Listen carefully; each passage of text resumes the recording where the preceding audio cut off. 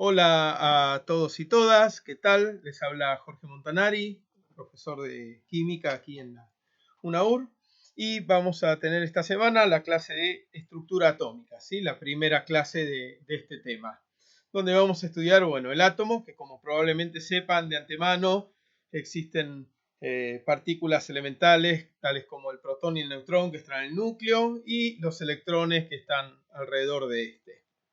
Como quizás ya sabían del colegio y de la vida en general, el núcleo está en el centro del átomo, como decíamos, contiene estas partículas de carga positiva, que son los protones, y otras que no tienen carga eléctrica, pero tienen masa, son los neutrones, ¿sí?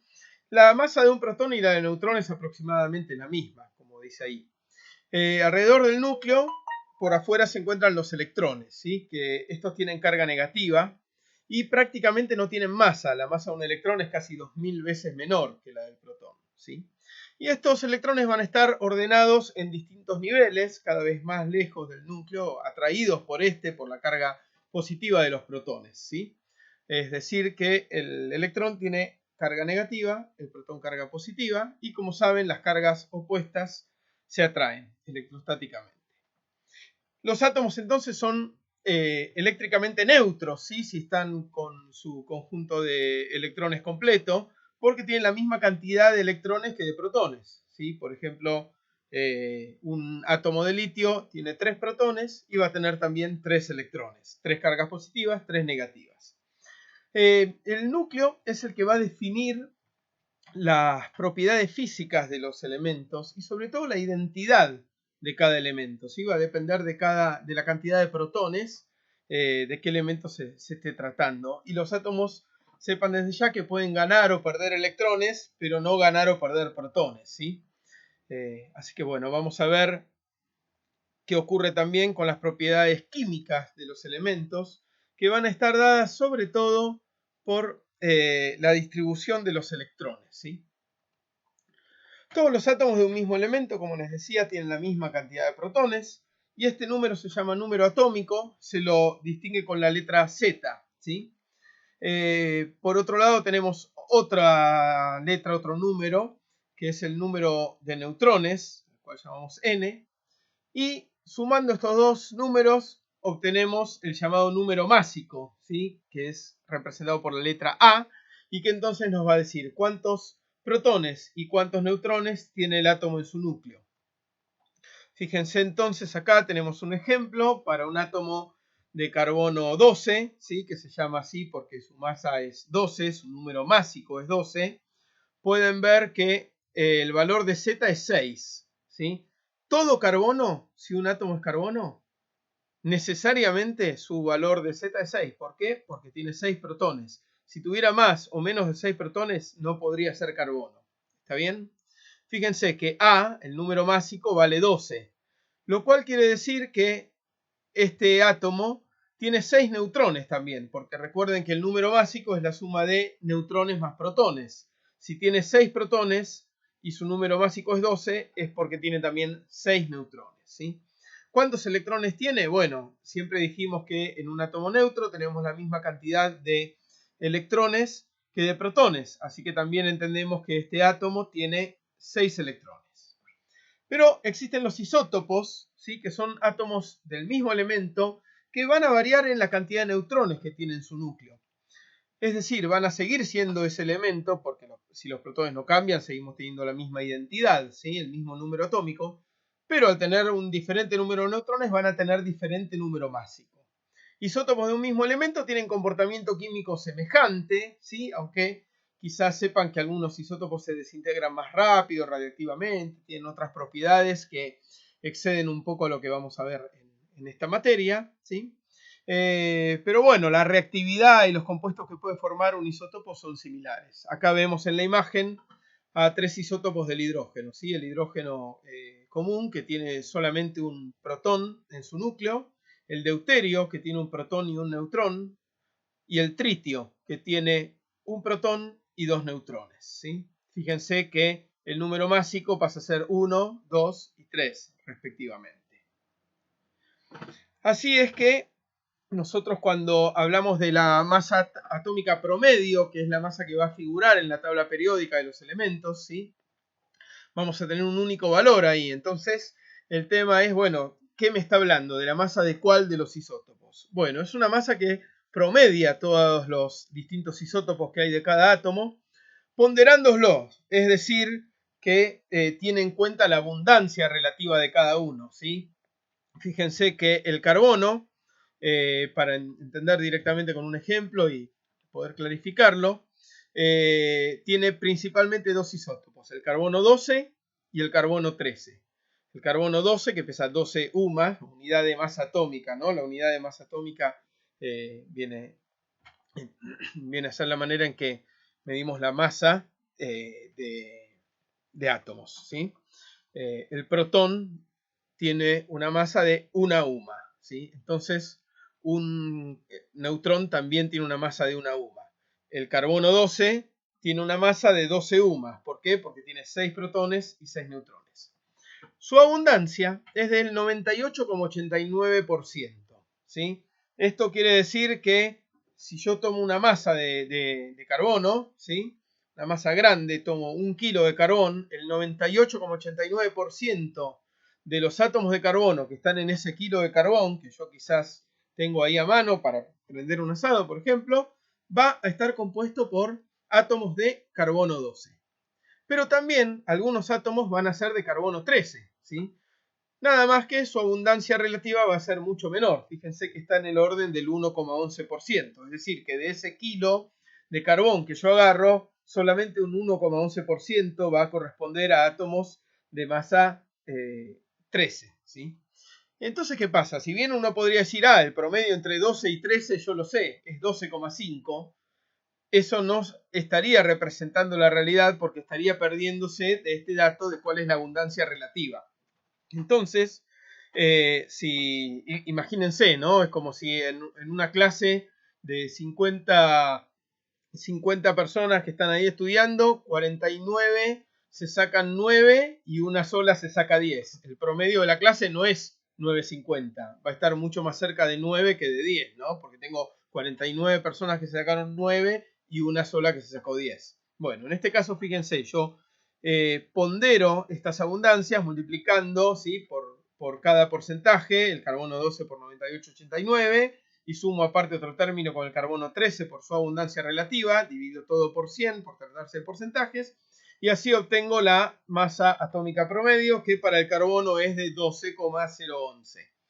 Quiere decir esto que no existe un átomo que tenga por masa 12,011, ¿sí? Ahí me está dando el promedio. Voy a tener átomos de 12 y átomos de 13. Por otro lado tenemos iones, ¿sí? Los iones son átomos, o también existen iones moleculares, conjuntos de átomos, que tienen carga positiva o negativa, ¿sí? Y esto ocurre cuando se ha ganado o se ha perdido algún electrón, ¿sí? Un catión es un ion con una carga positiva. Si un átomo neutro cede uno o más electrones, se va a convertir en un catión. Si yo tengo el sodio, que originalmente tiene 11 protones y 11 electrones, pero si pierdo un electrón, va a quedar convertido en un catión sodio, el cual tiene 11 protones y solo 10 electrones. Aniones, por el contrario, son átomos que han ganado un electrón y entonces quedan con carga negativa. El cloro, que tiene 17 protones y 17 electrones cuando está en estado neutro, al ganar un electrón se convierte en el anión cloro-cloruro, que tiene 18 electrones y 17 protones. Fíjense entonces que podemos convertir las unidades de masa atómica a gramos, pero esta conversión nos implica un número muy pero muy chico de gramos. Fíjense que no existe balanza que pudiera pesar esto. Si recuerdan bien cómo es el tema de la notación científica, 1,66054 por 10 a la menos 24 gramos quiere decir que hay 0, y 23 ceros antes de llegar a este primer 1, ¿sí? Así que estamos hablando de algo imposible de medir con nuestros instrumentos de medición, ¿sí? Esa masa. Por eso, para no utilizar números tan pequeños en gramos, lo que hacemos es utilizar la UMA. Como resumen, entonces, el protón tiene esta masa insignificante en gramos, a la que llamamos una UMA, y tiene carga positiva. El neutrón tiene una masa similar, la misma, tanto en gramos como en UMAS, y su carga va a ser 0. Y en cambio, la masa del electrón es muchísimo más chica, ¿sí? Como pueden ver, es de 0,0005 UMAS. No tiene incidencia, ¿sí? Los electrones en el peso final del átomo. Y como carga va a tener signo negativo. Tenemos que entender cuál es el modelo más adecuado actual para entender al átomo, que es el modelo cuántico, ¿sí? Que tiene en cuenta varias características que empiezan a ocurrir en el mundo en la escala atómica, que son muy distintas a las características que tiene el mundo macroscópico, que es el de los objetos con los que convivimos, ¿sí? Si yo tiro una pelota rodando por el suelo, la pelota se va a comportar según las leyes de la mecánica clásica de Newton, ¿no? Se va a estar girando, puedo calcular siempre dónde está, etc. En cambio, cuando pasamos a trabajar con partículas que tienen tan poca masa como un electrón, ¿sí? Empiezan a ocurrir muchos efectos cuánticos que nos obligan a redefinir el modelo. Existe entonces, como les decía, estas propiedades diferentes que van a tener las partículas subatómicas, que son sus propiedades ondulatorias, ¿sí? Quiere decir que un electrón se va a comportar a la vez como una partícula, podría ser esa pelotita que decíamos al principio, pero también como una onda, ¿está bien?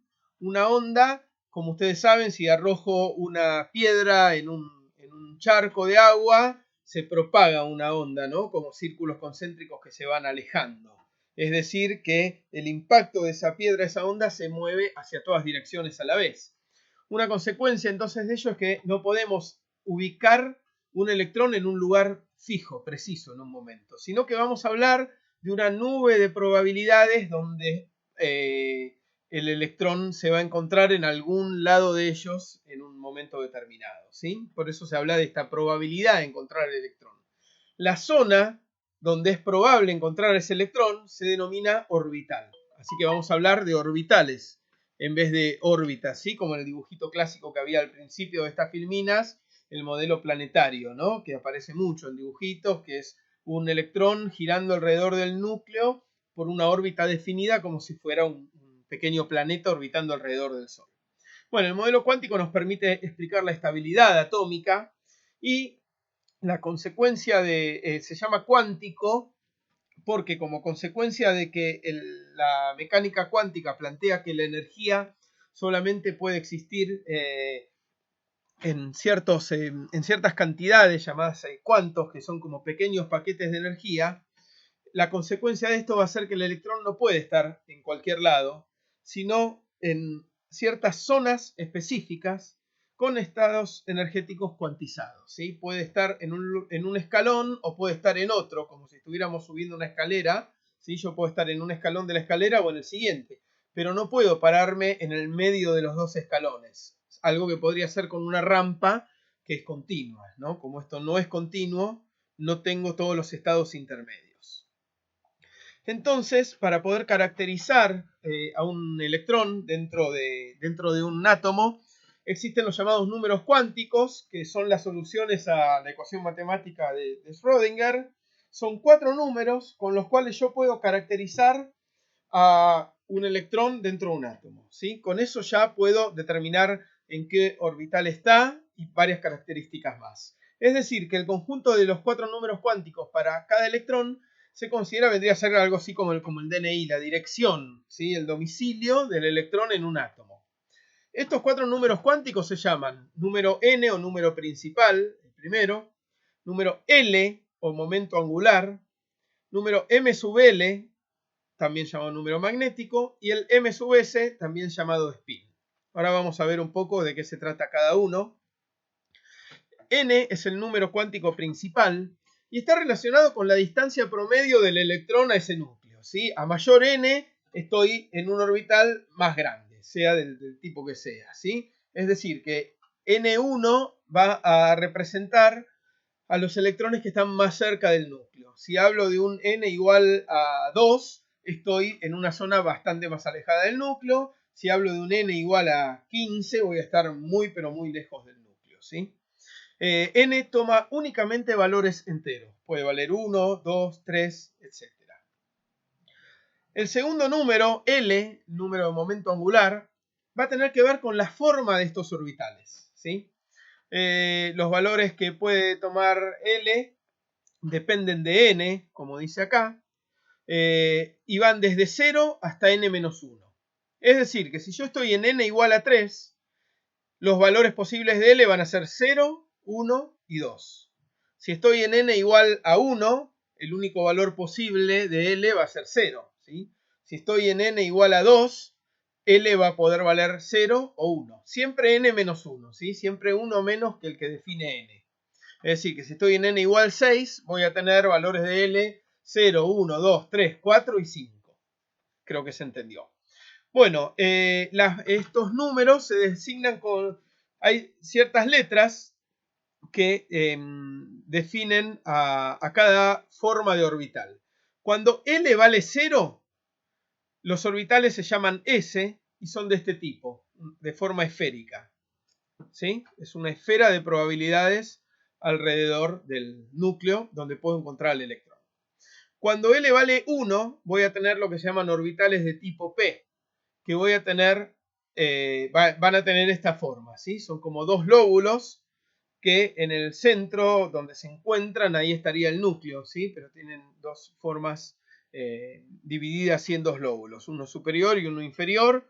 Y como ven, tenemos varios orbitales P, hay 3 orbitales P que se van a ubicar a lo largo de los distintos ejes de simetría posibles.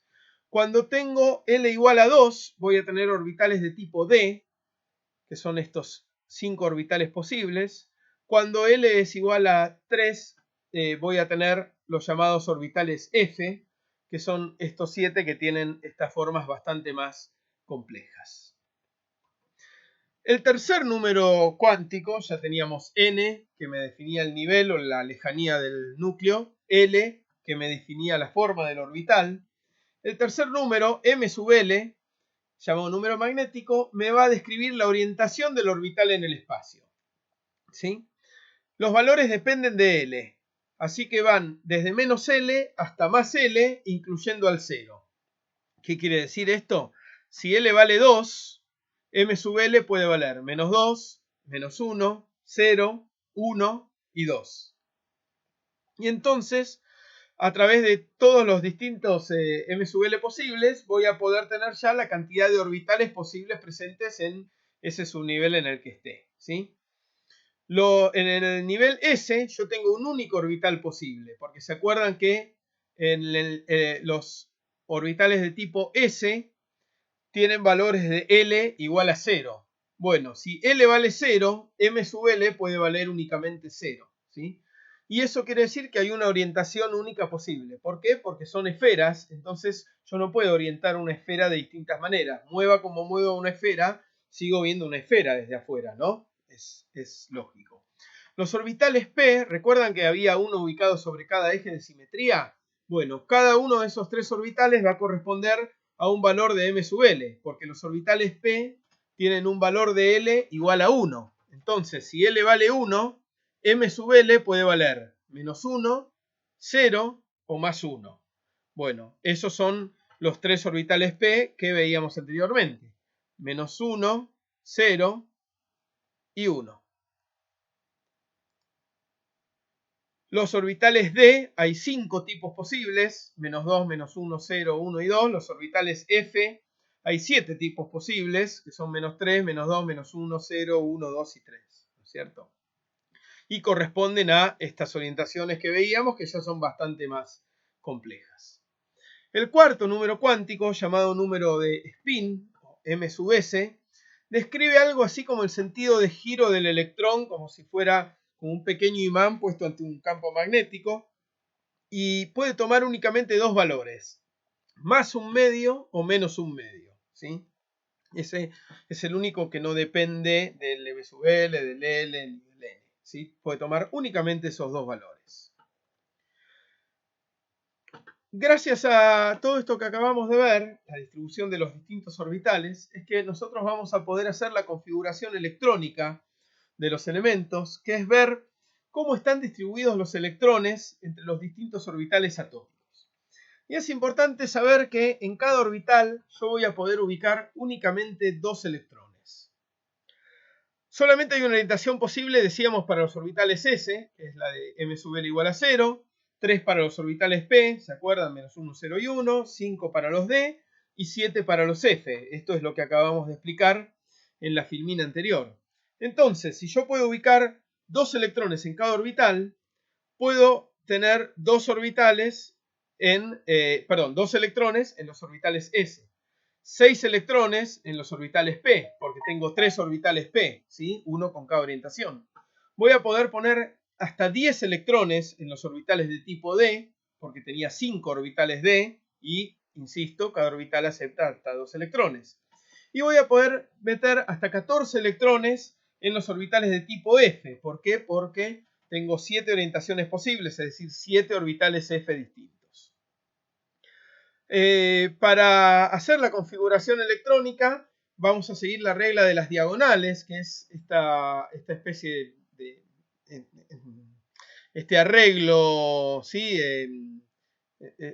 Este arreglo donde se escriben los distintos orbitales de acuerdo a su energía y se van llenando los orbitales de acuerdo a su energía, ¿sí? Fíjense cómo está escrita esta tabla, viene atrás de toda tabla periódica, ¿sí? Dice 1S, 2S, 2P, 3S, 3P, 3D, 4S, 4P, 4D, 4F, etc. Y los electrones se van llenando siguiendo estas diagonales. Primero el 1S, como lo ven acá, después el 2S, como lo ven acá, después el 2P, como está acá. Estos son niveles de energía ascendentes, ¿sí?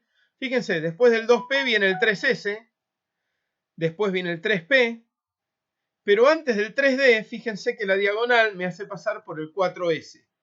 Es decir, que el 4S tiene menor energía que el 3D, que es el que sigue acá en la diagonal siguiente. ¿Ven? Va a venir 3D, 4P, 5S, 3D, 4P, 5S, luego el 4D. Este dibujo lo pueden tener a mano para hacer todos los ejercicios de configuración electrónica e ir viendo cómo se llena esto, ¿sí? ¿Cómo voy a hacer entonces la configuración? Lo que debo hacer es conocer el número atómico del elemento. Por ejemplo, fíjense acá, oxígeno. Z vale 8, con lo cual quiere decir que el oxígeno neutro tiene 8 electrones también, ¿no? Porque si tiene 8 protones, tiene 8 electrones. Entonces voy a ver cómo los distribuyo siguiendo la regla de las diagonales. En el 1S voy a tener 2 electrones. Dibujo uno con una flechita para arriba y otro con una flechita para abajo. ¿Por qué? Porque estoy indicando que uno es el que tiene el spin de 1 medio y el otro el de menos 1 medio. Para diferenciar hago todos los de 1 medio con flecha para arriba y todos los de menos 1 medio con flecha para abajo. Luego viene el 2S. ¿Sí? En el 2S también tengo 2 electrones. Hasta ahora yo ubiqué 1, 2, 3 y 4 electrones. Uno con el spin más 1 medio, el otro con el spin menos 1 medio. Luego del 2S, por la regla de las diagonales, tengo que empezar a llenar el nivel 2P. Y acá voy a poner los 4 electrones que me faltaban. ¿Se acuerdan que en los P puedo ubicar hasta 6 electrones?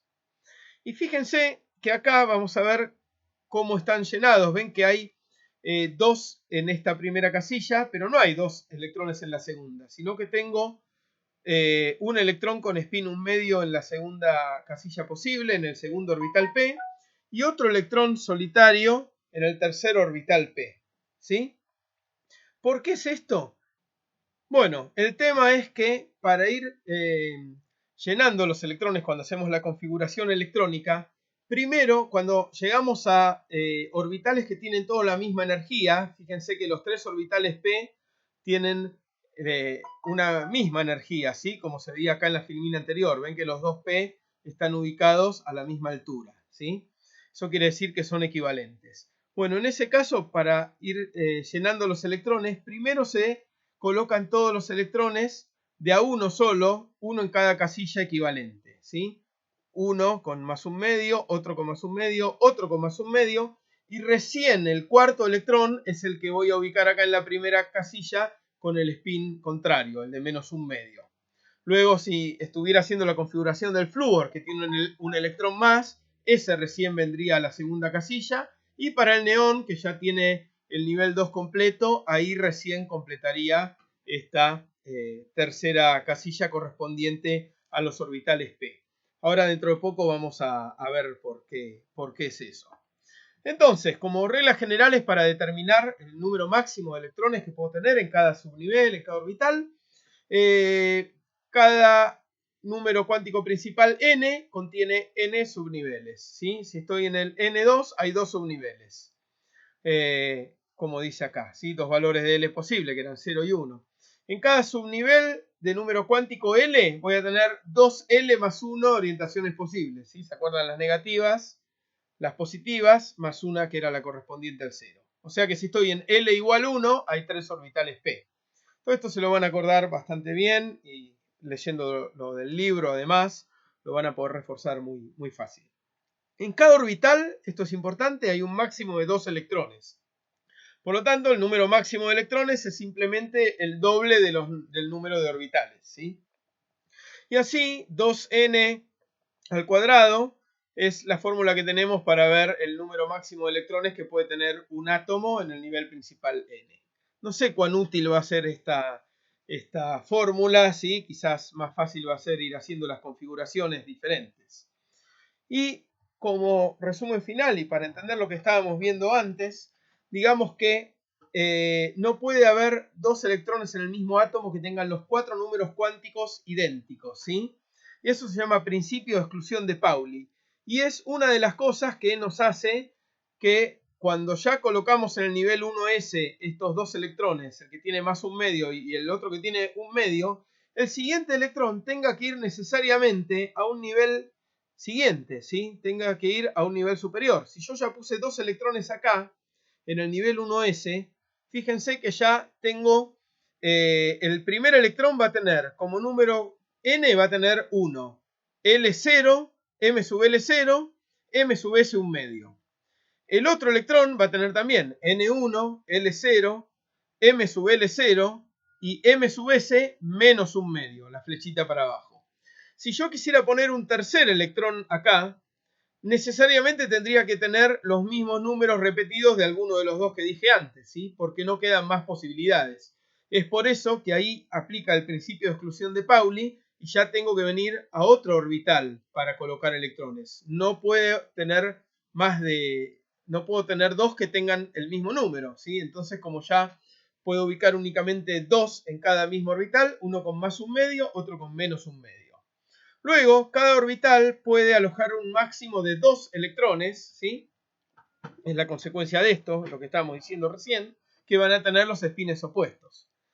Y además, esto que vimos que pasaba en el caso del oxígeno, que nos quedaban algunos electrones desapareados, la configuración electrónica más estable en un subnivel es aquella que tiene el mayor número de espines paralelos, ¿sí? Regla de Hund, o dicho de otra manera, la mayor cantidad de electrones desapareados, que es lo que nos pasaba acá, que teníamos el oxígeno, acá nos queda con 2 electrones desapareados, y eso es más estable que tener 2 electrones acá apareados en esta segunda casilla y tener la tercera vacía.